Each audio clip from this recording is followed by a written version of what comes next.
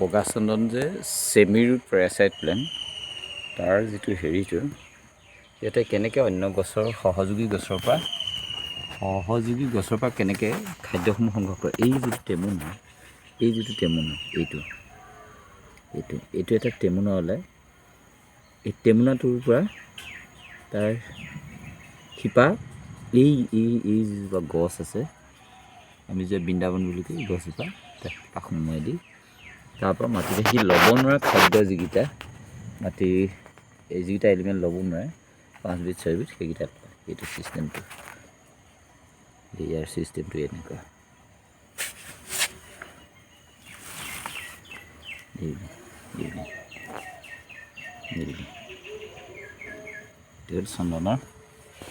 চন্দনৰ ইতিবৃত্ত। এই চব চন্দন এনেকুৱাই।